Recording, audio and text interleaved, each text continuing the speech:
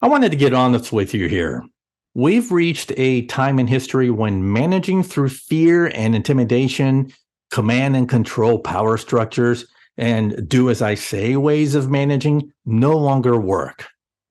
To speed up the effectiveness of your leadership team and the growth of your business, there's a much better way of leading. Now, as many of you know, I speak often at company events and conferences all over the world. If you bring me to speak at your event, you're going to discover the evidence-based leadership practices that result in a positive, engaging, and high-performing organization. Leaders will walk away with a practical framework to help design the best work environment for their people to flourish. Because when they do, your business will flourish as well. To find out more about my speaking engagements, workshops, and keynotes, visit my website, marcelschwantes.com, and click on Speaking. The future of work isn't about shareholder value, technology, metrics, or automation. It's about being human and putting people first through actionable love. Welcome to the Love in Action podcast, where we hold deep conversations with extraordinary people to help you grow as a leader and expand your business. Here's your host, Marcel Schwantes. Welcome to another episode of the Love in Action podcast, the show where we explore the intersection of business leadership and practical love. Glad you're here. Hey, if you like the show, go ahead and share this episode with a friend so we can continue to spread the Love in Action message. I'm excited about today's show. Listen, if you're a busy professional, like pretty much everybody listening right now, you felt those days where, you're pushed to the limit, right? Some of you may feel like that every day, like you feel rushed, you feel overwhelmed, and feel like you're constantly behind. So what happens? Well, for most of us, we keep our heads down, focused on the next thing and the next thing without even coming up for air. Does that resonate with some of you? Because I know I'm guilty of it. So here's what happens. We got so much to do. It's like we're stuck in execution mode, right? And in my world with clients and speaking engagements and writing columns, hey, the show must go on and I got to deliver. And so what happens is I find myself not really having the time to just pause and process and reflect and ask questions about, what is it that I want to be doing? Questions that I may not want to know the answers to. Questions about, is this the life I want to live? Is this the path I'm supposed to take in my business, in my life? So here's a question that I would like to pose. It's an honest question. So think about this. How can we break out of this endless cycle and create the kind of interesting, meaningful pursuits that, deep down in our heart of hearts, we all seek that? How can we do that to keep us focused and engaged and inspired and not be down in the weeds, getting caught in busy stuff, busy work? Well, according to my distinguished guest today, we need to reorient ourselves to see the big picture and know what actions we need to take today to build long-term success. We need to start playing the long game. That is the title of Dorie Clark's latest Wall Street Journal best-selling book, The Long Game: How to Be a Long-Term Thinker in a Short-Term World. And Dorie will join us shortly. But did you get that, you guys? That subtitle hit me like a piano falling out of a second-story window, okay? How to be a long-term thinker in a short-term world. Because we spend too much time juggling too many things that don't serve what we desire to do in the future. So I can't wait to get into Dorie's findings and her own personal stories and hear what we can do differently to finally break out of this frenetic day-to-day routine so we can transform our lives. If you're just being introduced to Dorie Clark, Well, you're in for a treat. Dorie Clark has been named one of the top 50 business thinkers in the world by Thinkers 50. She was honored as the #1 communications coach by the Marshall Goldsmith Leading Global Coaches Award and one of the top 5 communication professionals in the world by Global Gurus. She's a keynote speaker and teaches for Duke University as well as Columbia Business School. In addition to The Long Game, she has also authored the bestsellers Entrepreneurial You, Reinventing You, and Stand Out, which was named the #1 leadership book of the year by Inc. magazine. A former presidential campaign spokeswoman, Dorie consults and speaks for clients such as Google, Yale University, and the World Bank. She's a graduate of Harvard Divinity School. And I'll have you know a bit of super cool trivia here.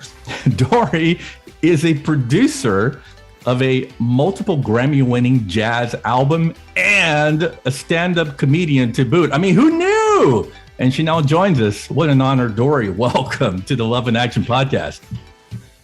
Hey, Marcel. Thank you very much and good to be here. Oh, I can't wait to dig into this conversation. So we're going to get into your journey, the book, and your big ideas. But first, I want you to tell us a bit about Dorie Clark, the person. So what's your story? Well, I grew up in a small town in North Carolina and basically just decided I needed to book it out of there as soon as possible. So I finagled my way into going to college early. There was a program at Mary Baldwin College, now Mary Baldwin University, in also a pretty little town in Virginia. And so I was able to go there and start college when I was 14. I finished college at 18, got a master's degree in theological studies, and then started a cascade of different jobs. And in my 20s, I had a lot of good adventures, but none of them seemed to stick or to work out. I was a newspaper reporter and I got laid off, and I was a press staffer on multiple somewhat high profile political campaigns, but they all lost. So I really had to reinvent myself. And in the process of figuring all of that out, that ended up ultimately laying the seeds for my first book, which was called Reinventing You. It came out in 2013. And over the past 16 years now, I've had my own business where I do consulting around marketing and strategy and communications. But and so now it's a mix of speaking. I teach for some business schools like Duke and Columbia, and coaching and consulting. But really what I focus my work around is helping people and helping companies figure out in this very crowded marketplace how they can get their best ideas heard. Yeah, that's great. You mentioned reinventing yourself as well. So I think that's going to play out throughout this episode because, and we'll talk about that, how that plays a role in the long game. But let's start from the top. Okay. So the long game. Why this book? I mean, why now? So the long game is a topic that I started kind of feeling my way towards in 2018 and 2019.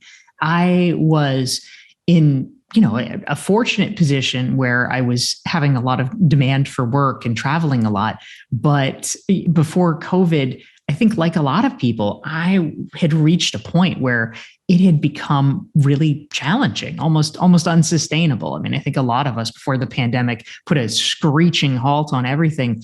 We're feeling a little overwhelmed. I mean, I kept hearing from people that I knew, oh, I just wish I had time to think. Oh, I wish I just had a moment to breathe. And you keep hearing this over and over again, and you realize, wow, what are we doing to ourselves?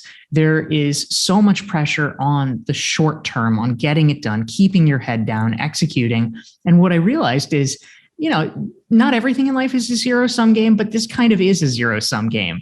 If you are so focused on the short term and just getting through today, getting done the things on your plate, you never really have the moment to ask the bigger questions, the more important questions about like, wait a minute, actually, should I even be doing this? Is this what I want to do? Is this going to lead me to the place that I want to go? And I realized, okay, this is actually a kind of gaping need that we need to fill. And so I started writing this before COVID. Then, of course, COVID hit, and it rendered an interesting challenge, because that was the ultimate moment where all your long-term planning, even if you had been diligent about long-term planning, that goes out the window. It's the ultimate in short term, because you have to keep pivoting, you have to keep adapting. Nothing is staying the same. So it's kind of the heyday of short-term thinking. But what I believe is that it's not really, short-term thinking has its place, but it's not really healthy to only do that. And so I actually do feel like this is an inflection point as we come back post-pandemic, for us to really put a stake in the ground and say, you know what? We need to reclaim long-term thinking. We need to remember how to do this again. And that's the role that I hope the long game can help people fill. Yeah, interesting, because you mentioned like during COVID, it's almost like, forget the long-term game. Everybody's like all of a sudden in reactionary mode, right? How do we pivot? Like people overnight had to learn to work remotely. And so there's short-term gain there, solution to your problems to adapt right away. But what I learned from my own pivoting to all of a sudden, my face-to-face world shut down, like yours, right? You stopped traveling and everything went virtual. Yeah, there was a real short-term focus all of a sudden for me. But I'm seeing that now. So now we're 2.5 years out of that first phase of the pandemic. The things that I did in the short term and kind of just the path that I laid out, I'm seeing the benefits of it now. So in a sense, I don't know if you can make sense of this for me, in the sense that the sort of the reaction, the pivoting in the short term helped to pave the way for my long-term success right now. I love it. Well, give us more examples. What do you mean by that, Marcel? What were some of the short-term decisions you made? Well, and you'll relate to this because you have an online course, but your online course came before COVID. My pivoting had to be like every workshop or that I have done for clients where they would fly me in and I would do a weekend retreat for executives, or anyway, I had to reinvent myself in the online world. So I created an online course for leadership development and had no idea how to do that, Dorie. I mean, I totally had to, had to learn kind of as I went. And in the sense, I'm still kind of experimenting with it. But now with still, and I don't know if you have stats or not, but I would say that 70% of my clients are still remote and they're not going back. And so I have this means for servicing my clients now through online education and course. So that's my story. That's great. Well, I think that's actually an excellent example of using the short term as a forcing function for good long-term thinking. I mean, what it reminds me of in some ways is like the guy who has a heart attack and gets scared straight and then starts working out every day. Because, theoretically, it would have been good to be working out every day all along. But, we're busy. We don't always do it. But all of a sudden, there's this moment where you're like, oh, wait a minute. I'm going to be in trouble if I don't make a change now. And it actually forces you to make the change for long-term good that will serve you in the end. So congrats to you for doing that and for using that inflection point in a positive way. Yeah, that's good. It was quite the inflection point. So tell me a little bit about why is thinking about the long game so hard now, especially than maybe, 5, 10, 15 years ago? Yeah, well, it's never been necessarily the easiest thing in the world, of course, because human nature, if we're making an apples to apples comparison of like, oh, let's have a great thing now, or let's have a great thing 10 years from now. We all want the thing now. I mean, there's a bias toward immediacy that's just part of being human. But the truth is, of course, for some of the most valuable things we want, for things like actually building an entrepreneurial venture, let's say, or, maybe it's raising a healthy family. Those are things that, literally, even if you wanted to get it all done really fast, that doesn't work. That's not how it happens. You need time as an element in order to cultivate that. And so we're forced into doing long-term thinking if there are specific goals that we want to attain. Now, the reason I think it's harder than it was before is we have a lot more external pressure and noise. One of the quotes that I actually share in the long game that I found quite charming was I discovered this quote by H.L. Mencken, who 100 years ago was this kind of wit, this kind of satirist. And he had a quote that said, the definition of being rich is making $100 more a year than your brother-in-law does. And it's like, oh yeah, that actually kind of makes sense, right? But the problem is that 100 years ago, your frame of reference really was like your brother-in-law, right? It was the people right around you. It was your community. Today, with social media, with a global world, your point of reference is everyone. It's Kim Kardashian. It's, all the people on the covers of magazines and that you're following and you're seeing literally all these people, from every corner of your life, from every corner of the world. And what I see in my clients for sure is this feeling of like, oh my God, I'm doing it wrong. Why aren't I getting these results this fast? Why is it not happening for me? Why is it happening for them? It's not that you don't want it for other people, but it makes you question yourself. Like, why am I the idiot that's, progressing along in this incremental way? And, everyone else, it seems exponential. And of course, this is not literally true, but it gets in your head and it creates, I think, sometimes a desire to take shortcuts, which more often than not doesn't work and actually can be counterproductive. Why is it that we can't stop this relentless, short-term, crazy busy? It's almost like FOMO in a way, right? Oh, I can't measure myself up to the standards of these celebrities. And so I don't know, that just causes a lot of anxiety for me and unrealistic expectations. And so we just get busier and busier and busier. So how do we stop this pursuit? Or the better question is, why is it that we can't stop it, right? Maybe it's a mindset. Definitely a part of it is for sure. I actually did a TEDx talk recently on this topic. Specifically, it was called The Real Reason We're So Busy and What to Do About It. And one of the things, it's a theme that I talk about a little bit in the long game, but in the talk, I really drill into it.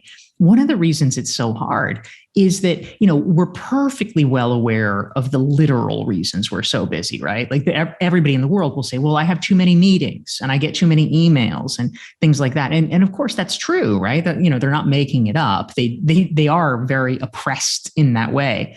But what makes it hard is that you work to solve that problem. And then you realize it's almost like the tip of the iceberg because there often are hidden reasons. There often are emotional reasons behind why we actually are so busy that prevent us sometimes from taking the real actions necessary to cut it out.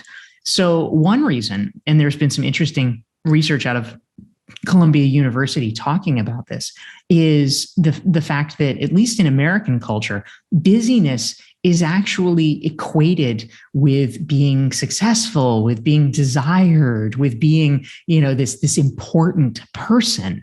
And so if you are telling someone, like you can't just tell someone, oh, I'm so important. That's like bragging in an obnoxious way. But if you tell someone, oh, I'm so busy, oh my God, it's just wall to wall. Well, that is actually a socially sanctioned way of declaring that you are really desirable and really successful. And so sometimes people can't back off from the ego value of that. And so if the minute they start to get a little more room in their calendar, they fill it right back up because they're like, wait, am I not, essentially their subconscious is saying, am I not as important as I thought I was? So that's a big reason is just the self-worth piece. Another reason, of course, is that many of us, for better or for worse, kind of bury our emotions in work. It can be a way of distracting ourselves if we're feeling stress, if we're feeling pressure, if there's something else going on in our lives, in our personal lives. It becomes a societally accepted outlet to be able to hold that at bay. And, as I like to say, it's better than doing drugs, but it's not necessarily that helpful in the long run. I have this perfect quote that came from your book, speaking of drugs, and tell me, maybe you can expand on, or maybe we can just kind of close the loop on this whole idea. You quote Tim Ferriss, and who said, and I quote now, I'm quoting Tim now, my solution to feeling anything I didn't want to feel was to add more activities to drown it out. Some people use heroin, some people use coke, some people use work. And I used activities. And you know what, Dorie? I'm totally guilty of that, the activities part, not the heroin part. Because, there's this comfort in knowing what I'm supposed to do every day. So it keeps me distracted, right? But I've caught myself now. I'm catching myself and stopping to kind of think and reflect and ask questions, right? Like, hey, should I be doing this? Is this really serving my ultimate goals, right? Because that will keep me from just spinning plates around. Comments? Yeah, I think first of all, it's great to be self-aware of that, which a lot of people are not. But it's absolutely true. I mean, we often just have uncomfortable things that we're dealing with. I mean, if you are, for instance, I'm not saying you literally, Marcel, but if one is unhappy at your job, if maybe you're more broadly unhappy in your career, for instance, it's a heck of a lot easier sometimes to just do more of the thing and say, oh, well, I'm miserable because I'm doing so much, as compared to actually stepping back and being like, oh my God, do I actually even want to be a lawyer anymore? Maybe I don't, which can feel very existentially threatening in some cases. In my case, I've had instances in my life where I was really just super sad, super depressed about some losses that I had experienced in my personal life. And I threw myself into work as a way of just distracting myself. The way that I think about it is sort of like, how they put patients into a medically induced coma so that their body can heal. Because if they were awake, they just couldn't take it. And so, work can be like your medically induced coma. Okay, so check this out. I know you're going to relate to this because this is one of the chapters in your book. Early on in my entrepreneurial journey, right, I was doing everything and saying yes to everyone and every opportunity that came my way. I had the time, right? So I walked through every door that was open. I walked through it. Well, that's no longer the case, but it's still tempting, if you suffer from FOMO. So talk us through something so many of us either don't know we need to do, or even worse, we aren't willing to do it. And that is saying no. Okay. So you write that saying no is the ultimate weapon in the battle to become a long-term thinker. And it is a battle. Yes, it really is. This is kind of the modern battlefield on which we have to forge our character, because you're exactly right. In the early days of our career, saying yes is usually the right move, right? Because we have plenty of time. You don't know early on, especially if you haven't developed a sort of sixth sense through experience about this. You don't know which opportunities are going to be great ones and which ones are going to go nowhere. So you have to experiment, right? So saying yes, great move. But there is a tipping point. And I think what most people don't appreciate, or what doesn't get called out specifically sometimes, is that changes. That is the right strategy early on. It is the wrong strategy as your career progresses, because eventually you do get to be more in demand. You do have more constraints on your time. And if you are continually spending your time looking around for a million things that oh, maybe this could work, it's possible you might find the needle in the haystack, but it's also possible you might waste a lot of time. So you have to get more judicious about kind of farming the terrain you already have that is working, and then allocating only a small strategic portion to exploring new things or saying yes to opportunities. So the truth is, though, all the forces are going to be mitigating against it, because it's always more convenient for other people if you say yes to them. So nobody is going to help you with this. You know, this is unfortunately a situation where you are on your own out there in the wilderness, having to be the referee. And because we're typically trained to be like nice, likable people, we don't want to disappoint anyone.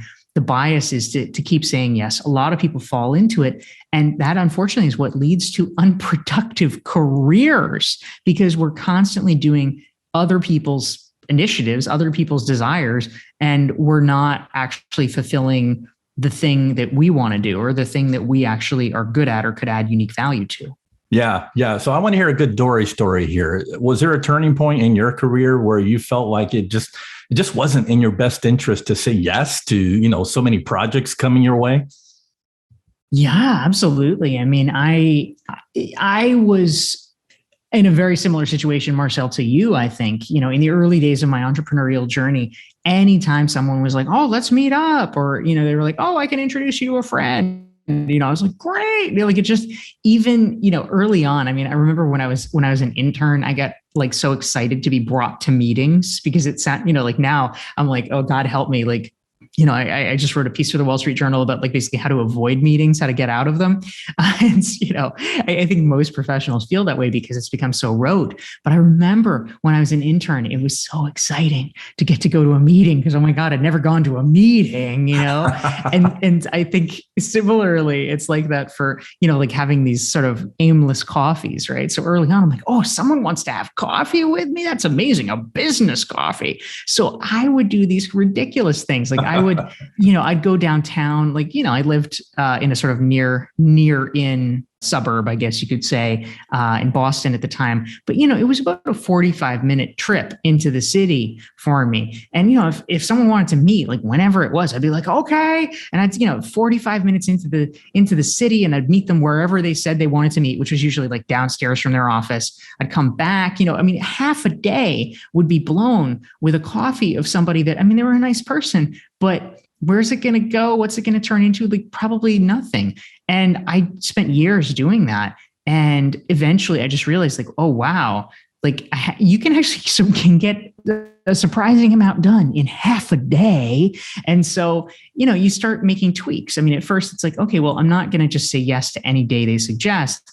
I will only go downtown for a meeting if I'm already going to be downtown, or maybe I'll have them come to me, or, you know, maybe we can do it on the phone and not, you know, in person or whatever. You make these little tweaks, but eventually you just have to keep tightening the spigot there, because otherwise that's the thing that can sap you over the long term.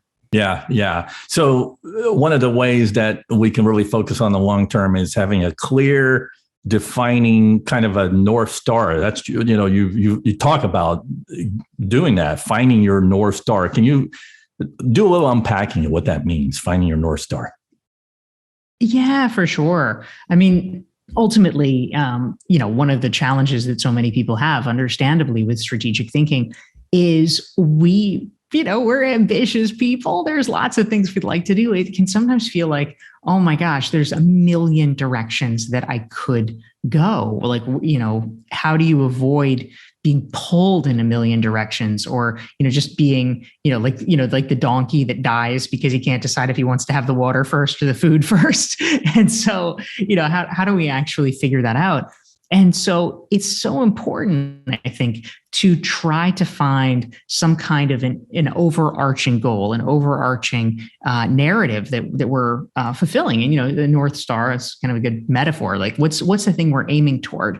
And the thing that I find most useful with like a North Star metaphor is, you know, what direction it's in, you know, north, obviously, but when you are on a long quest, you know, you're doing a long-term project, you know, let's say it takes 10 years, 20 years, whatever it is, the thing that you're trying to pursue, inevitably, I mean, you can't plan a 20-year journey today and expect, oh, it's going to work perfectly. It's going to work exactly like this to this to this to this. Like, I mean, that's ridiculous. Like if you were driving somewhere and it was going to take 20 years, do you think maybe there'd be some road closures? Do you think maybe it's like, oh, well, we're having construction, or, oh my God, there's a snowstorm, you can't use this road, right? I mean, that happens.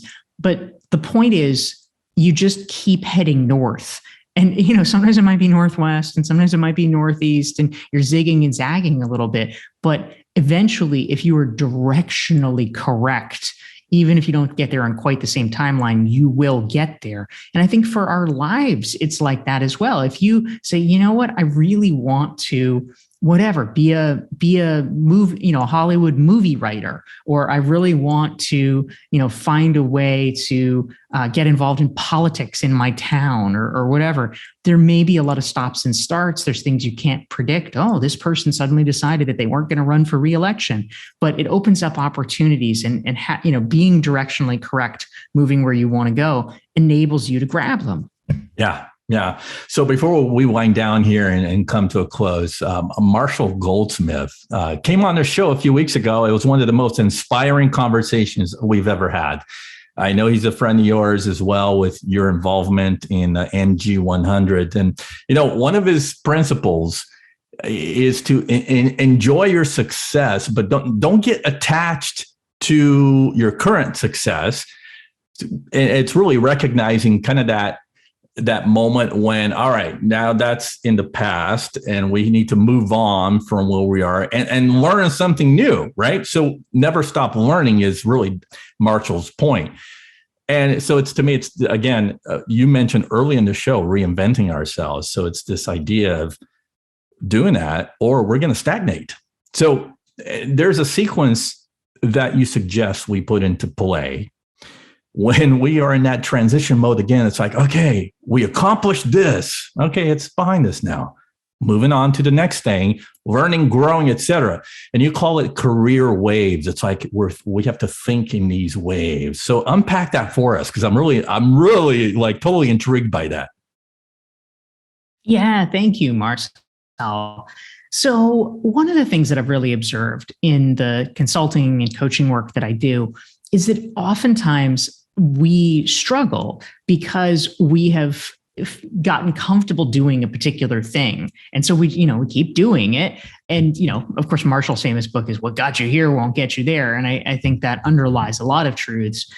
But ultimately, we need to recognize that, you're not a robot, installing a part in a factory. The strength that we have as professionals and the thing that actually makes us valuable is understanding that different things, different skills are called for at different times. And you have to be smart enough to understand when and how to apply those skills.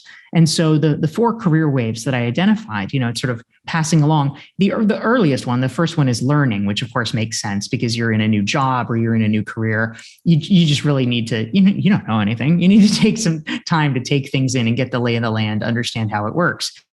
But then at a certain point, you actually have to start adding value. So people don't think like, what's this lump on the wall, right? Like you need to start creating something. And that could be launching a project. That could be just like speaking up in meetings, whatever it is. But you have to start creating your own unique contribution so that people understand why you're here, why you're worth having here.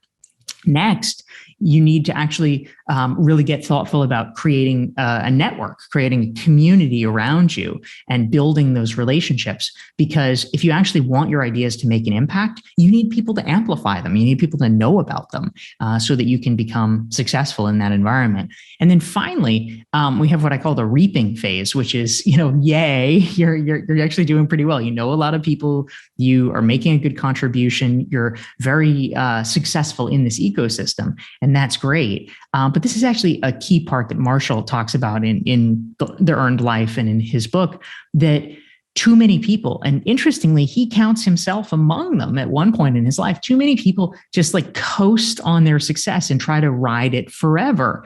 And that is definitely a mistake. And so I share a story in The Long Game that Marshall told me, which is that for a number of years, he had basically been sort of roped into coaching by a mentor of his. He was a university professor, and he had this mentor, Paul Hersey, who did consulting on the side. And Paul couldn't do an assignment and was like, "Hey, Marshall, you want to try it?" And Marshall's like, "Okay." And it turned out it was exceedingly lucrative. and he did a good job. So it's like, oh, well, why not keep doing this? It's just very logical. But, for 8 years, Marshall was just doing that. He was just raking in the money, all that. But at a certain point, Paul actually had this kind of, come to Jesus talk with him where he said, Marshall, you're doing a good job. Yay, that's great. But the work that you're doing is actually keeping you from being more. And Marshall was like, what do you mean? What do you mean? And Paul said, look, you're going out there and you're trading your time for dollars, and you need to do some of that. But if that's all you do, you're not going to be writing books. You're not going to be creating intellectual property. You're not going to be creating your legacy of ideas. And you need to start doing that. And of course, there's trade-offs, right? Because if you're spending your time writing a book, you're not out there making money. And Marshall said for a while, he just blithely kept on anyway, because it's pretty easy and pretty fun to make a lot of money. But eventually he realized Paul was right. And he started actually putting his now iconic works out there, which I think really has cemented his legacy. But even for smart people, it's hard to resist that lure, but we need to take ourselves at a certain point out of the reaping phase and go back into the learning and creating phase. I love it. Absolutely. That is so compelling to me because it keeps the momentum going, and it keeps us accountable to going through those phases. I can see that clearly in my life, in my journey as an entrepreneur, where I needed to go through every one of those phases. So thank you for that. All right. So before we come to a close, I'd like to ask this. What do you ultimately hope readers will take away from your book? Well, one of the things, Marcel, that I really hope that folks will take out of it, just about everybody likes the idea of being a long-term thinker, right? There's not a very big anti-long-term thinking constituency. Pretty much everyone agrees that it's a good thing to do. But the problem for almost everyone is we're like, okay, yeah, that's great, but they don't actually do it. There seems to be a huge gap between their intentions or their stated goals and what they're actually doing. Because for most of us, we really do remain trapped in this kind of hamster wheel of just, oh no, but one day I'll do it. But I mean, for now I've got the and the kids to school and work and I have to, bring the blah, blah to the potluck, like all the things. And it keeps us from asking really important questions. And we don't, I think any of us want to be in this situation where, 5 years, 10 years, 20 years down the road, we realize that we actually inadvertently have been optimizing for the wrong things, that we put the ladder against the wrong wall. And so what my hope is that by reading The Long Game, by seeing some of the strategies in the book, by thinking, just in a more concerted fashion about long-term thinking and the role it can perform in your own life, that it makes it easier for people to close that gap between their intentions and what they're actually doing, so that hopefully they can make better choices and hopefully have even happier lives. Yep. Dorie, we finally bring it home with 2 questions. It's tradition on the show. And the first one is, personally, what's really tugging at your heart right now that you'd like us to know? Yeah, well, tugging at my heart, the phrasing sort of implies like consuming sadness or concern. And I would say, in terms of answering that, something that is on my mind a lot personally is, we all know that the pandemic has been a challenging time for people and for relationships and things like that. And the way that I think about it is that there's actually a principle in sociology known as the Matthew effect. And basically what it means is that, it sort of refers to this passage in the Gospel of Matthew where it's like, whatever you have, you're going to get more of it. And whatever you don't have, well, you're going to lose that too. And so I think the pandemic was very much like that, because it's like, okay, if you already have like a big family and, like noisy things, all the people around you, well, you're going to get that like shoved down your throat where you can for 2 years, you can't even get away from your family. Too bad. No privacy. And the other end of the spectrum is like, well, if you live alone, oh, amazing. For 2 years, you like pretty much can't see another human being. How do you like them apples? That was basically what the pandemic was. And so I think the thing that I think about, and, I find it it's concerning, but I think an important thing to focus on is really just this question of how we reacclimate ourselves, because we've all had overdoses of whatever situation we had. And now is kind of a moment where we can begin to reset it. But the truth is, we tend sometimes to get into habits and to get into ruts. And, you hear people say all the time, oh, well,